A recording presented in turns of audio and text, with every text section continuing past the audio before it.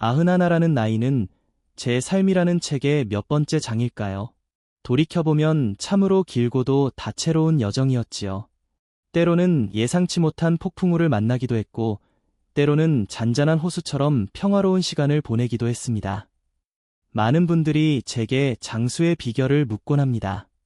마치 어떤 특별한 비법이라도 숨겨져 있는 것처럼 말이죠. 물론 건강을 유지하기 위해 노력해온 것들이 없지는 않지만 제 생각에 가장 중요한 것은 삶을 대하는 태도, 그리고 매 순간을 충실히 살아가는 마음가짐이 아닐까 합니다. 오늘은 제 개인적인 경험과 더불어 제가 오랫동안 지켜봐온 한 가족의 이야기를 통해 장수라는 것에 대해 조금 더 깊이 생각해보는 시간을 가져볼까 합니다. 이 이야기는 단순한 건강 정보의 나열을 넘어 삶의 의미와 가치, 그리고 인간적인 유대감이 어떻게 우리의 삶을 풍요롭게 하고 더 나아가 수명에도 영향을 미칠 수 있는지에 대한 작은 통찰을 줄 수 있을 것입니다. 운명처럼 다가온 의사의 길.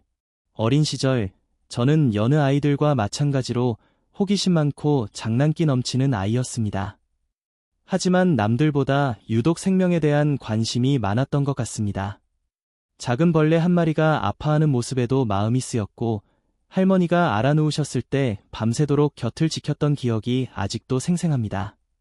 마을 의사 선생님은 제게 영웅과 같은 존재였습니다. 그의 손길이 닿으면 신기하게도 사람들이 병을 이겨내고 다시 활력을 되찾았으니까요. 아마 그때부터였을 겁니다. 막연하게나마 사람들을 돕는 의사가 되고 싶다는 꿈을 꾸기 시작했던 것이. 격동의 시대를 거치면서 제 꿈은 더욱 확고해졌습니다. 전쟁의 참혹함 속에서 수많은 사람들이 다치고 쓰러지는 것을 보면서 생명의 소중함과 의술의 필요성을 절실히 느꼈습니다. 의학 공부는 결코 쉽지 않았지만 고통받는 사람들에게 희망을 줄 수 있다는 믿음은 제게 큰 용기를 주었습니다. 좋아요, 공유, 그리고 구독 눌러서 멋진 무대를 놓치지 마세요.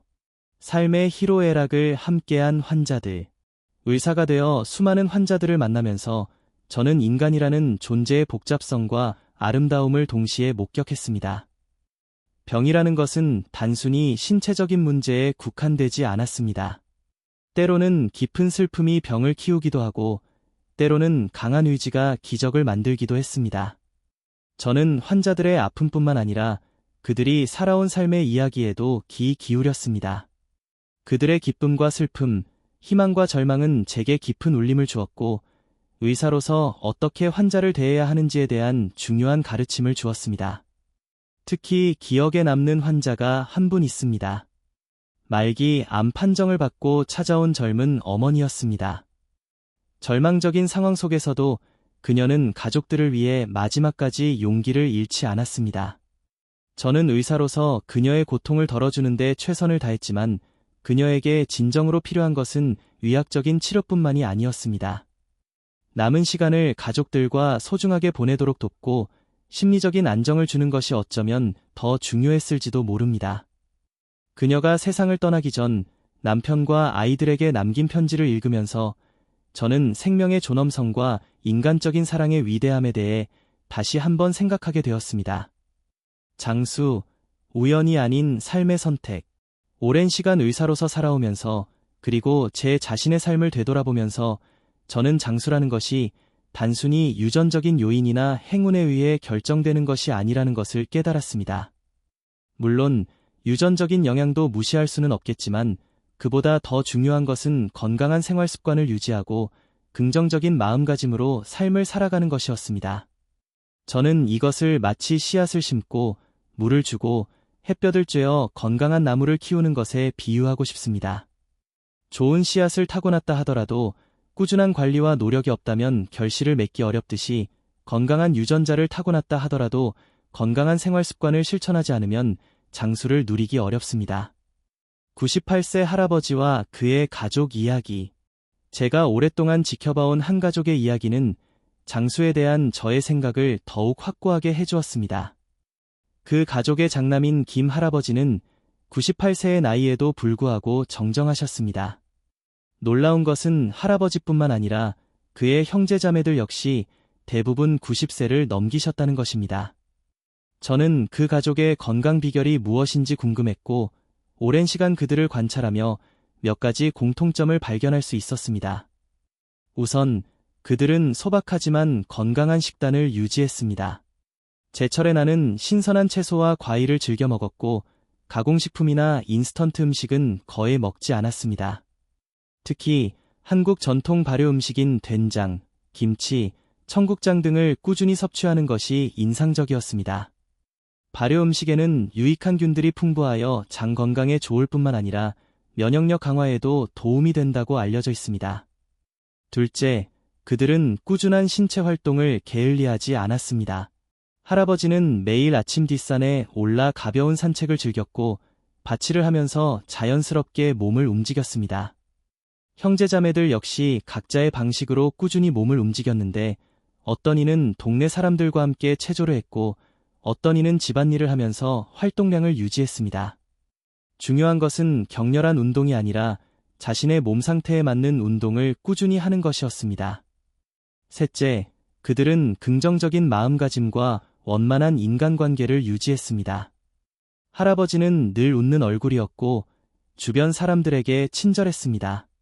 가족 간의 유대감도 매우 끈끈해서 자주 모여 함께 시간을 보내고 서로를 격려했습니다. 힘든 일이 있을 때 서로 의지하고 위로하며, 기쁜 일은 함께 나누는 그들의 모습은 보는 사람들에게까지 따뜻한 에너지를 전달해 주었습니다. 넷째, 그들은 규칙적인 생활 습관을 유지했습니다. 할아버지는 매일 같은 시간에 일어나고 잠자리에 들었고, 식사 시간도 일정했습니다. 충분한 수면을 취하는 것을 중요하게 생각했고, 낮잠을 통해 피로를 풀기도 했습니다. 규칙적인 생활 습관은 신체 리듬을 안정시키고 건강 유지에 도움이 됩니다. 마지막으로 그들은 끊임없이 배우고 새로운 것에 도전했습니다. 할아버지는 90세가 넘어서도 새로운 기술을 배우는 것에 흥미를 느꼈고, 손자들에게 스마트폰 사용법을 배우기도 했습니다. 형제자매들 역시 책을 읽거나 그림을 그리거나 노래를 배우는 등 다양한 취미 활동을 통해 삶을 풍요롭게 만들어갔습니다. 끊임없이 배우고 성장하려는 노력은 노년에도 삶의 활력을 유지하는 중요한 요소라고 생각합니다. 장수의 5가지 지혜, 다시 한번 되새기며. 김 할아버지와 그의 가족 이야기를 통해 저는 장수의 5가지 황금률이 얼마나 중요한지 다시 한번 확인할 수 있었습니다. 균형 잡힌 식단, 꾸준한 신체 활동, 충분한 수면, 정기적인 건강검진, 그리고 긍정적인 마음가짐. 이 5가지 요소들은 마치 오케스트라의 악기들처럼 서로 조화롭게 어우러져 건강이라는 아름다운 선율을 만들어냅니다. 물론 모든 사람이 김 할아버지처럼 장수할 수는 없을 것입니다. 하지만 중요한 것은 주어진 시간을 건강하고 행복하게 살아가는 것입니다. 장수는 그 과정에서 얻을 수 있는 하나의 결과일지도 모릅니다. 삶의 마지막 순간까지 존엄성을 잃지 않도록. 저는 의사로서 환자들의 탄생의 순간부터 삶의 마지막 순간까지 지켜봐 왔습니다.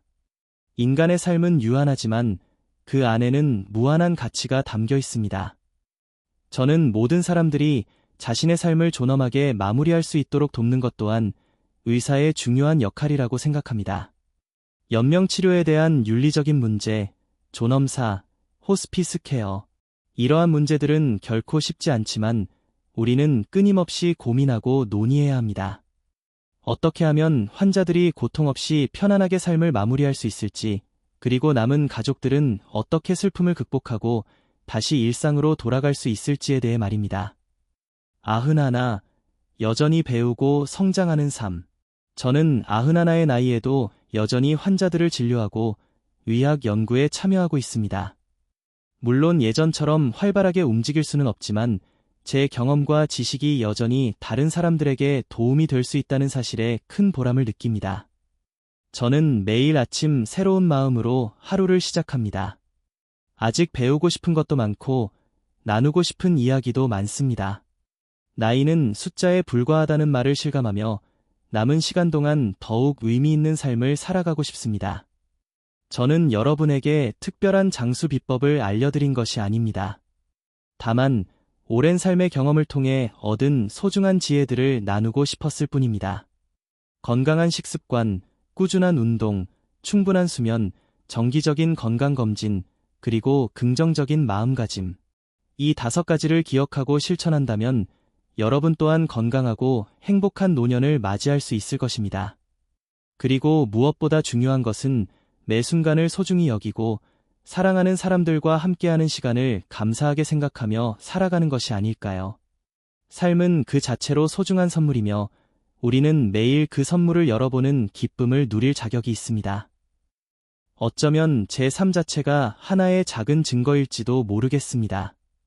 91의 나이에도 여전히 이 자리에 앉아 여러분과 이야기를 나눌 수 있다는 것, 여전히 세상을 향한 호기심과 배우고자 하는 열정이 남아있다는 것이 말입니다. 저는 특별한 재능을 가진 사람은 아닙니다.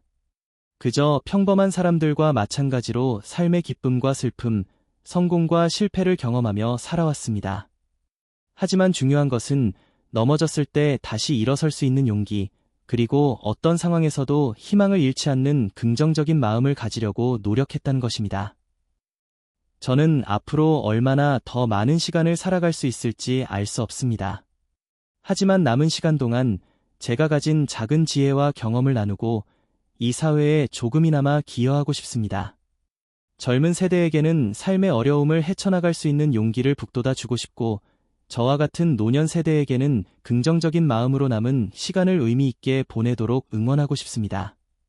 삶의 마지막 순간을 어떻게 맞이할 것인가에 대한 생각도 자주 합니다. 저는 고통 없이 평안하게, 그리고 사랑하는 사람들에게 둘러싸여 삶을 마무리하고 싶습니다. 그리고 제 삶이 누군가에게 작은 영감이라도 줄 수 있다면 그것으로 충분합니다. 저는 여러분에게 장수를 위한 특별한 비법을 알려드린 것이 아닙니다.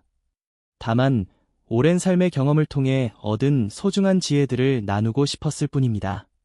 건강한 식습관, 꾸준한 운동, 충분한 수면, 정기적인 건강검진, 그리고 긍정적인 마음가짐.